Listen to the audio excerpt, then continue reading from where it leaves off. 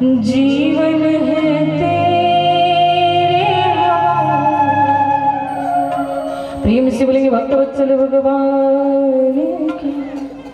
कल की पावन कथा में हम और आपने श्रवण किया कि किस प्रकार मैया जगत जननी जो पार ब्रह्म परमेश्वरी सर्वेश्वरी अखिलेश्वरी माँ जगत जननी अपनी प्राण प्रियतम भगवान भोलेनाथ के साथ कुंभज ऋषि के पास कथा श्रवण करने गए।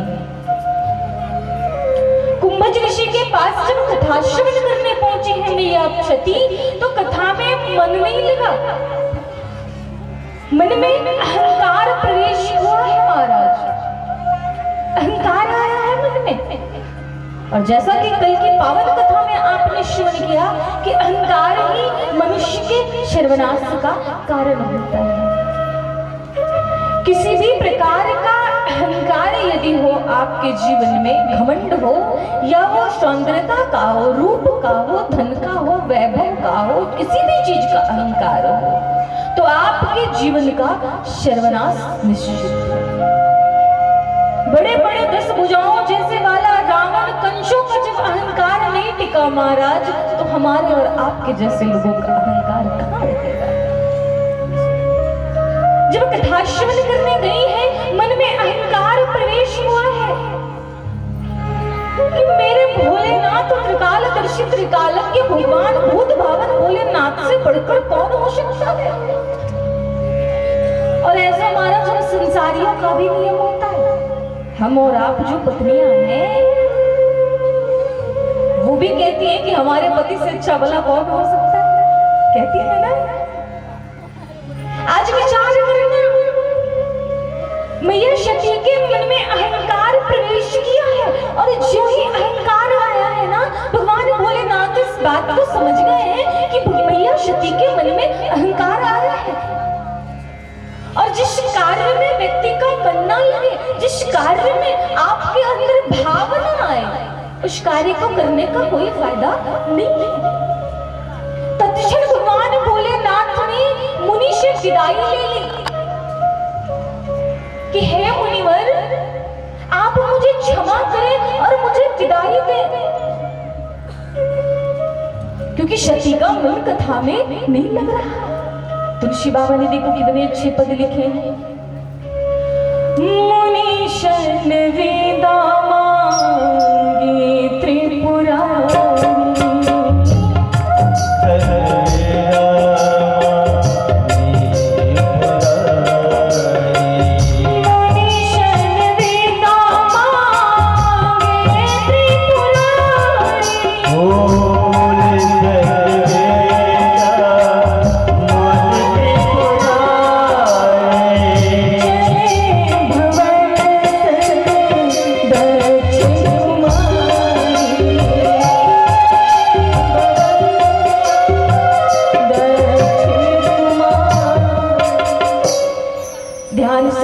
मेरी माताओं, मुनीशन विदा मांगे त्रिपुरारी।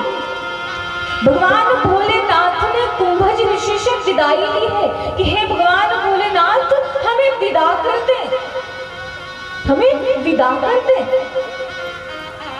और जैसे ही कथा में मन नहीं लगा, जो ही मैया सती ने कथा का अपमान किया, तुलसी बाबा ने तत्क्षण शब्दों को बदला है। देखो बदलाव कितना आया है व्यक्ति के व्यवहार से। महाराज, मन में जो ही अहंकार प्रवेश किया है, मैया सती जब कथा श्रवण करने चली थी भगवान भोलेनाथ के साथ, तो तुलसी बाबा ने मानस में अंकित किया था, संग सती जग जननी भवानी। साथ में कौन जा रही है? जो जगत की जननी है, जिस पूरे ब्रह्मांड की सर्वेश्वरी अखिलेश्वरी मां, वो साथ में जा रही है। और जब कथा श्रवण करके आ रही है, मन में अहंकार प्रवेश किया है, भावना भगवान से नहीं जुड़ पाई है। जब कथा सुनने आओ और भक्त और भगवान की आत्माओं से मिलन ना हो जाए, मंद मंद स्वरूप में भक्त को प्रभु का दर्शन ना हो जाए, तो वो कैसे कथा, वो कैसी चर्चा? महाराज, तत्क्षण संशोधित किया है तुलसी बाबा ने। चले भवन दक्ष कुमारी, वह मां जिनको शंख सती जग जननी भवानी की उपाधि लगाई गई, उसको तुरंत उठाकर दक्ष की बिटिया बता दिया गया। महाराज, हमारे और आपके साथ भी ऐसा होता है? नहीं होता माता? होता है। आप ससुराल में बहुत अच्छी बहू बन जाओ, सारे कार्यभार को बहुत अच्छे से देखो, तो आप एक सर्वोत्तम बहू कहलाती हो कि ये बहू मेरे घर की जो है बहुत अच्छी है। महाराज, अरे महाराज, संस्कार ऐसे हैं, इनके माता पिता ऐसे हैं, अच्छे घर से आई है तभी तो ऐसा कर रही है। अच्छा कार्य करो तो पति का नाम, और बुरा कार्य करो तो पता नहीं किस बाप की बेटी मेरे पल्ले पड़ गई है। नहीं? हाँ, आज वही पार्वती परमेश्वरी के साथ भी हुआ है। चले भवन संग दक्ष कुमारी, आज उस उपाधि को, उस तत्व को छीन लिया गया है जो जगत की जननी की उपाधि थी। महाराज, उसे हटा दिया गया है और एक सरल भाषा में संबोधित किया गया है, दक्ष की बिटिया। इसलिए तो कहती हूं मैं, बेटों को संस्कार अवश्य दो, बेटों को शिक्षित बनाओ, लेकिन बेटियों को उससे दुगना संस्कारवान बनाओ। बेटे एक कुल का नाम बढ़ाएंगे और बेटियां दो कुल के नाम को रोशन करेंगी। बेटियां दो कुल के नाम को रोशन करेगी। महाराज, बेटों में संस्कार दो, लेकिन बेटियाओं को संस्कारवान बनाओ। आज की बिटियाओं के जैसा नहीं, आज की बिटियाएं तो कटी फटी जींस पहनकर अपने आप को फैशन मान रही है। महाराज, आज की बिटिया, आज के माता पिता इतने बड़े बड़े एंड्रॉइड लेकर कह रहे हैं कि बिटिया खुले आम टिकटॉक, इंस्टाग्राम, फेसबुक पे रील्स बनाओ और छा जाओ। नहीं महाराज, बेटियों को संस्कार दो, बेटियों को शिक्षा दो। जिस दिन हर माँ बाप अपनी बेटियों को संस्कार देना प्रारंभ करेंगे, जिस दिन हर माता पिता अपनी बेटियों को संस्कारवान बनाएंगे, उस दिन कोई वृद्धा आश्रम नहीं रह जाएगा, उस दिन माताओं को कष्ट नहीं होगा। उस दिन से हमारी संस्कृति, हमारे हिंदुत्व, हमारी सनातन धर्म की संस्कृति उजागर आ जाएगी। और हम अपनी भाषा में सारे लोग कहते हैं हिंदू राष्ट्र बनाना है, हिंदू राष्ट्र बनाना है। वो कैसे बनेगा महाराज? एक नारी चाह लेना तो एक टूटे फूटे मकान को, एक घर को घर से मंदिर बना सकती है और मंदिर से स्वर्ग बना सकती है, और एक नारी चाह ले तो उस घर को नर्क बनाते तनिक भी देर नहीं लगती। ये नारियों का उत्तरदायित्व है। आज वह मां जगत जननी के नाम के आगे दक्ष कुमारी की उपाधि दी गई है। प्रेम से बोलो अम्बे मात की। और उसी समय, उसी कल्प में तेहि अवसर भंजन मही भारा हरि रघुवंश लिंग अवतार। उसी कल्प में मेरे नागरिक सरकार मेरे राम भी आए हैं। और ठीक उसी समय उसी कल्प की बात चल रही है, जरा ध्यान से सुनना। मूर्ख रावण ने मैया जानकी का हरण कर लिया है। रावण ने जानकी का हरण कर लिया है। राम सहित लखन दोनों भाई विरह से व्याकुल हैं। लताओं से, पताओं से, खग से, मृग से, सबसे पूछ रहे हैं। भाव देखो, हे खग मृग मधुकर श्रेष्ठ, हे खग मृग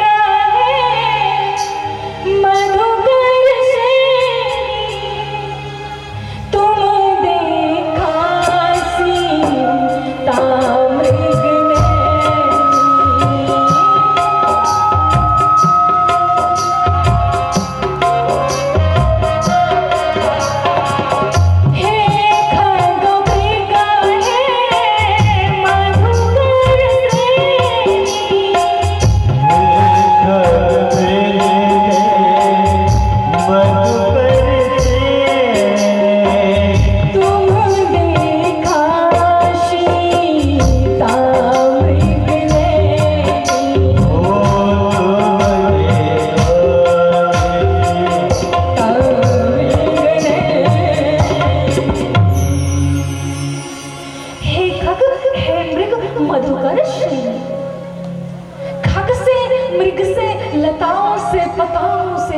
हमारे राम पूछ रहे हैं, तुमने कहीं देखा है मेरी जानकी को?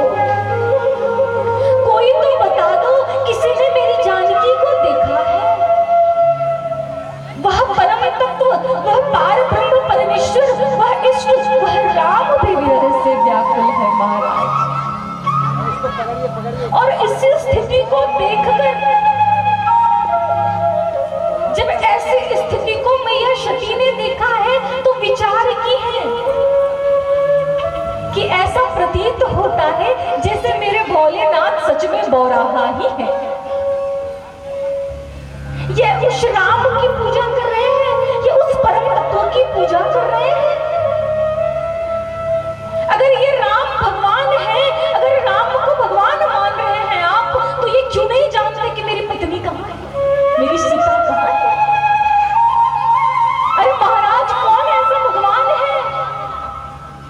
खग से, मृग से, लता से, पता से पूछ रहे हैं मेरी पत्नी कहाँ है, मेरी सीता कहाँ है? ये भगवान कैसे हो सकता है? ये परम तत्व कैसे हो सकता है? मैया सती को मन में शंका हुई है। और यही तो है महाराज, हम मनुष्यों के जीवन में यही तो बात है। जिस परम तत्व को हमें पाना चाहिए, जिसकी शरण में हमें आना चाहिए, उसकी शरण में हम नहीं आते। पूरी दुनिया के आगे दर दर भटकते हैं, लेकिन इस दरबार में नहीं आते। महाराज, हमारे भोलेनाथ ने जब देखा है ना कि सती के मन में भगवान के प्रति शंका हुई है, जब ऐसे दृश्य को देखा है ना महाराज, तो व्याकुल हुए हैं कि सती उस परम तत्व, उस राम को नहीं पहचान पाई। तुम उस राम के प्रति तुम्हारे मन में शंका आई है। बातें समझ में आ रही है? उस परम तत्व राम के मन में, राम के प्रति तुम्हारे मन में शंका आई है।